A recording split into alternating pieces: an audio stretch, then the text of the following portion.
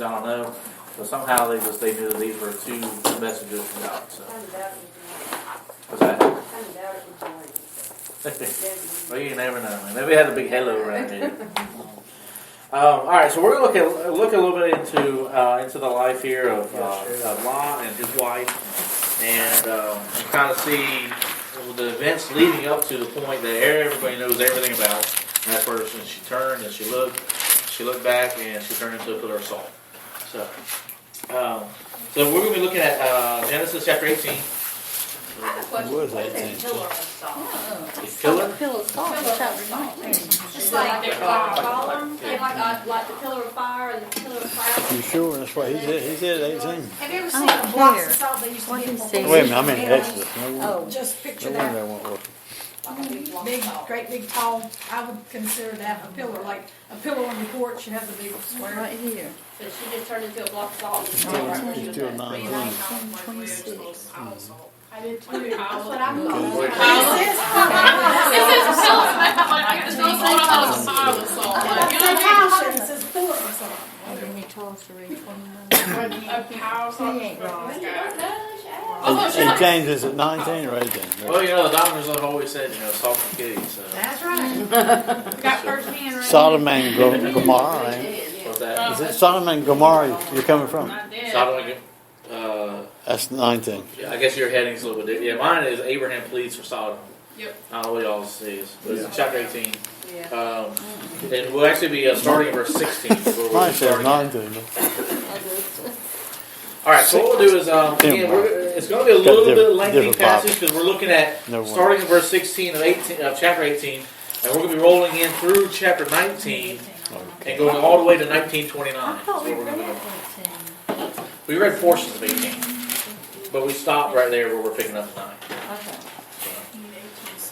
When we were studying about Sarah, we stopped right here before Sodom. Where she lied, that's where we stopped. Yes. Where she was. I can smack him. Stand right here. All right, so we'll pick up chapter 18, verse 16. Let's see. Does anybody want to read for me? Actually, I'd like for you to read for me 16 through 26. So about 10 verses. Let me start. All right. Okay. When the men got up to leave, they looked down towards Sodom, and Abraham walked along with them to see them on their way. Then the Lord said, "Shall I hide from Abraham what I am about to do?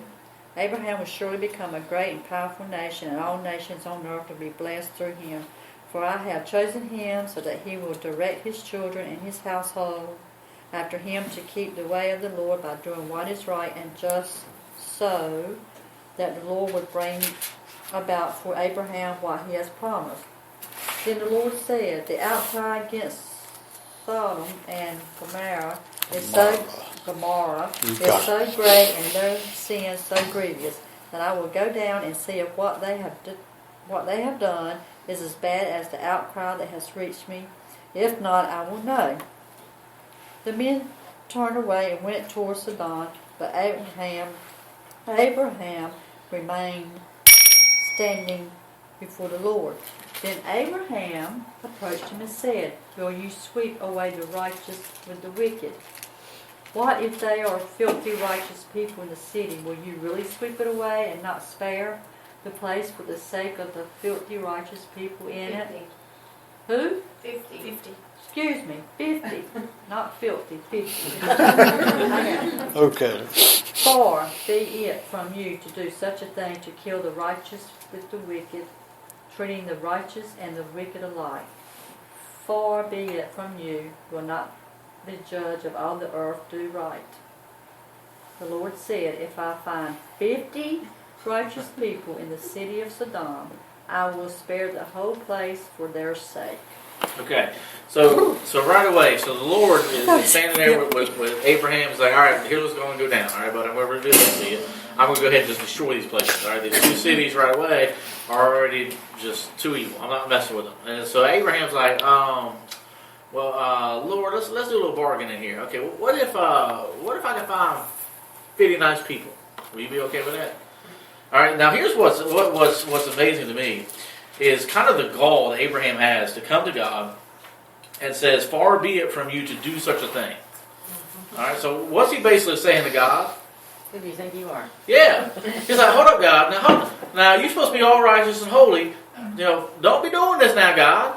He's basically trying to tell God what to do, almost. Now, I wouldn't necessarily go out on a limb and say he's telling God what to do, but he's kind of bargaining with them. And so now, I want to know, how many of y'all are going to be that bold? If you stand right in front of the Lord, and he's going to tell you he's going to wipe out a city, how many of y'all are going to be like, no, Lord, you can't be doing that now? I'm going to say, let me get out and I'll be gone. Go for it. I'm going to question what Oh, man, good laying. So he's like, okay, God, 50. If I find 50 people in the city, then, will you spare it? And he's like, sure, 50. All right.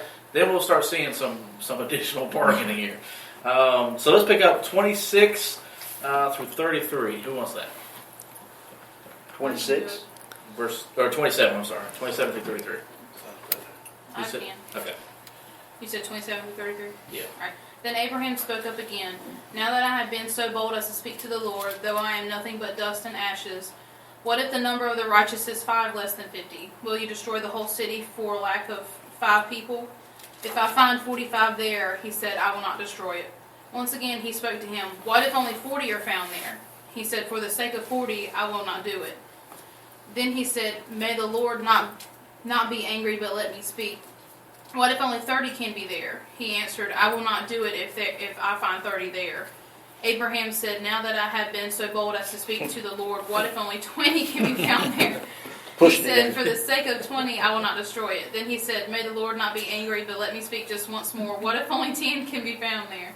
He answered, for the sake of 10, I will not destroy it. When the Lord had finished speaking with Abraham, he left, and Abraham returned. All right. So first of all, he starts off being bold enough to be able to say, all right, God, far be it for you to be able to destroy this place. But since you're going to go ahead and do it, then let me go ahead and find 50. Then he's like, all right. Then he starts, now I can only imagine what's going through his head. He's considering what we're talking about. Exactly. He's like, wait a minute. Exactly. Because now all of a sudden he's like, wait a minute, this is Sodom we're talking about here. So, there might not be that many. Yeah, maybe I need to drop that number a little bit. So then he's like, what about 5 less? And then he starts thinking about it again. Well, wait a minute, let me think a little bit. There might be a little bit less than that. Okay, Lord, 30.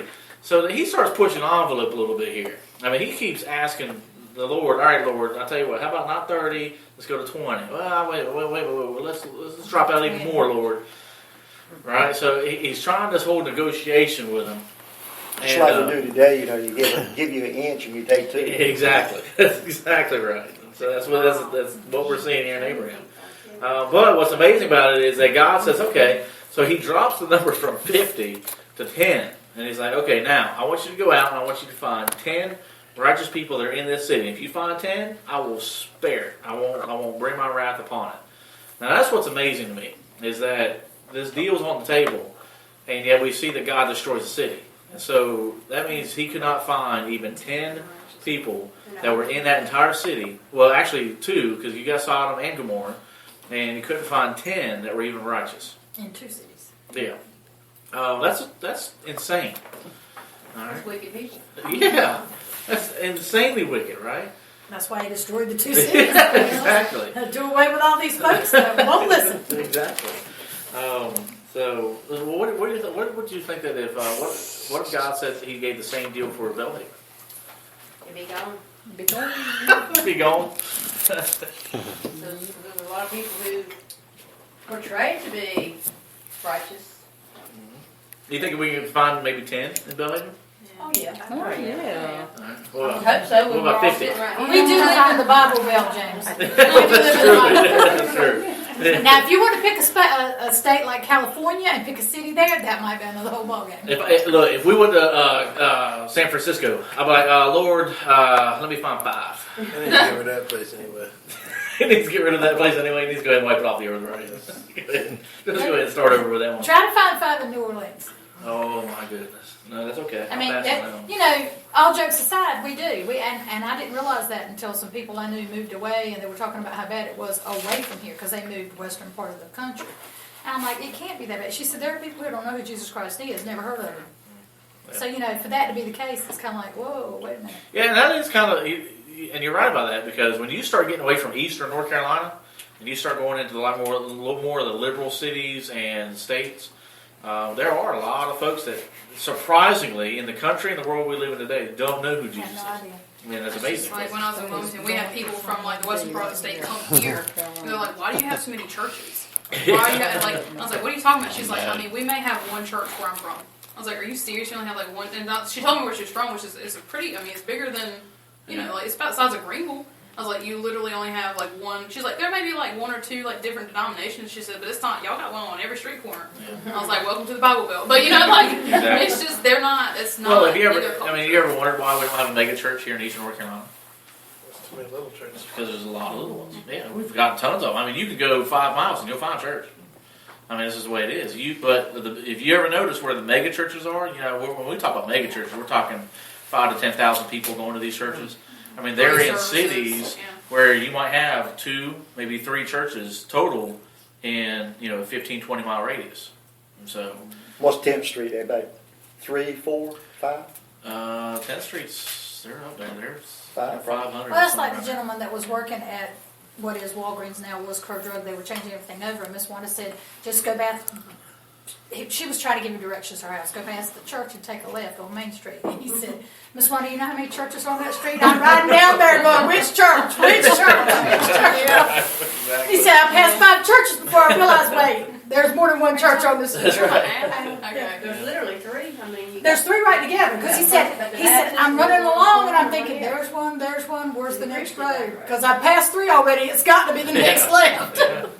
Well, I mean, we're only 2 blocks away from one right down the street. So I mean, you know, it's you know, we're familiar with that concept of, you know, churches everywhere, and the idea, the concept of being religious, and the idea of having a close relationship with God. But there are cities and towns you can go to. They don't know anything about God or this idea of religion or churches. They don't go to church. They, you know, the idea or concept of church is foreign to them. And so, Well, the girl that I'm talking about, was her husband's in service, and they were stationed in California. And she said all the places she had ever been with him. Of course, he's not in service now, but he was at the time. She said we could always find a church, but she said it was unreal when they moved to California. No, my leg twitched. So I should. No. all right, so that's the concept we've gotten already at this point. So basically, this is a city. You know, it's not a very let's say godly city, and so the deal's on the table. We can find 10 righteous people God will spare. Did he ever say how big it was? I mean, approximately. No, but just by the study of it, it's approximately the size of Greenville. That's what Sodom was. that's a shame. Yeah. A lot of evil in that town too. Well, yeah, there it is. Okay, so we're picking up in chapter 19, and we're looking at 1 through, let's say 1 through 10, so 10 verses. Who would love to have it? I'll read it. All right. The 2 angels arrived at Sodom in the evening, and Lot was sitting in the gateway of the city. When he saw them, he got up to meet them and bowed down with his face to the ground. "My lords," he said, "please turn aside to your servant's house. You can wash your feet and spend the night, and then you can go on your way early in the morning." "No," they answered, "we will spend the night in the square." But he insisted so strongly that they did go with him and entered his house. He prepared a meal for them, baking bread without yeast, and they ate. Before they had gone to bed, all the men from every part of the city of Sodom, both young and old, surrounded the house. They called to Lot, "Where are the men who came to you tonight? Bring them out to us so that we can have sex with them." Lot went outside to meet them and shut the door behind him and said, "No, my friends, don't do this wicked thing. Look, I have 2 daughters who have never slept with a man. Let me bring them out to you, and you can do what you like with them. But don't do anything to these men, for they have come under the protection of my roof." "Get out of our way," they replied. "This fellow came here as a foreigner, and now he wants to play the judge. We'll treat you worse than them." They kept bringing pressure on Lot and moved forward to break down the door. But the men inside reached out and pulled Lot back into the house and shut the door. Okay. So that right there should tell you how evil the city is. Okay. So basically, every one of the guys in town is like, "Oh, we got 2 guys up in the city. We don't know who they are." So that's their first response. "Hey, we want them to come out because we want to have our way with them." That's That's pretty messed up. I mean, like, Lot's pretty messed up too. Well,